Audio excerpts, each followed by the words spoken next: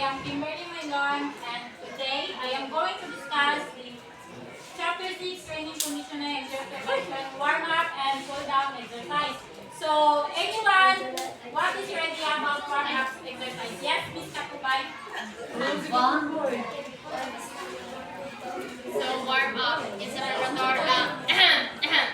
So warm up is a preparatory physical activity. Ay idea daw. Idea test. So when we say warm up, it is a preparatory.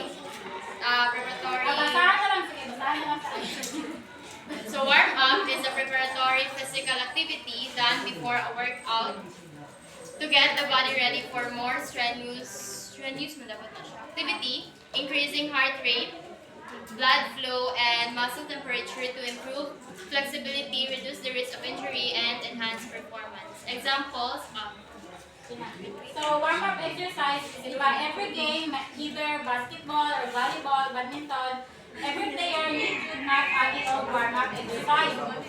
Ang yung warm-up exercise na nang ginabuhat niya is to prevent injury and to increase ka ng inyong heart rate para magdula na mo dito is dili mo dili mo lagi mo dali makapoy kay naka-warm up na, na-raise naman inyong lawas, inyong mental o physical.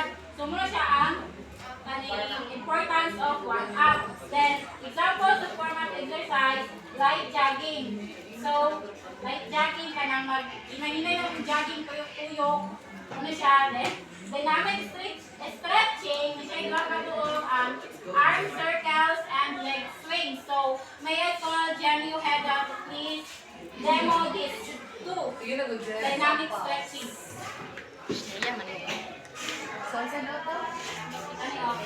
Arm circles and leg. Okay, so when we say arm swing, katong ano na siya o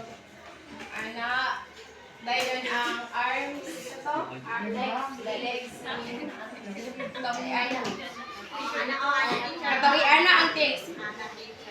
Okay, thank you, Ms. Jenny. So, next, benefits of warm-up exercise. So, unsa man ang mga benepisyo nga makuha sa pag-warm-up exercise?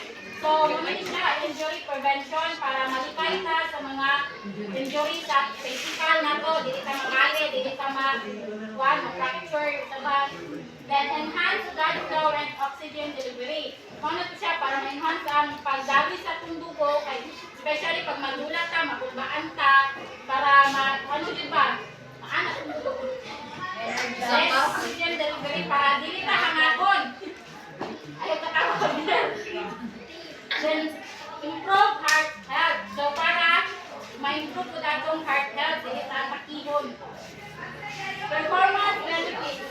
Bakit mo yun? Nani siya sa psychology, dahil siya sa sulod ba? Dahil kani sa physical. Kani siya sa physical ka na magdula na ta. Increase energy and efficiency. Kung mag-warm up ka before magdula, is mas more active imong lawas. Mas dali ka ng ganado ka magdula ba? Then, better coordination and balance. Kung maka-warm up ka, lagi na lang sa inyo ang mag-coordinate o mag-balance ng lawas kay na kung ano man siya, na-prepare na siya. The next, cool down exercise. Karin, please read. Cool down involves light activity and static stretching to carefully lower your heart and improve flexibility. So, after mag-tulag, we need nga mag-cool down exercise para lower ang ato ang blood pressure.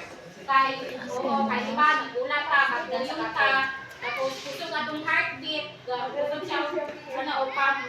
So, mag-cool down ka kay para mo-lower ang heart rate o mo-lower po ang blood pressure. So, benefits of cool down, promote sa recovery. O muna siya, makarecover na kalitan sa mong dula, dili na kakapuyon, dili na magulbaan. Then, reduce stiffness and cramps. Para po, dili ka pamaulan o cramps ka ng mamingkod. And that's all for my report.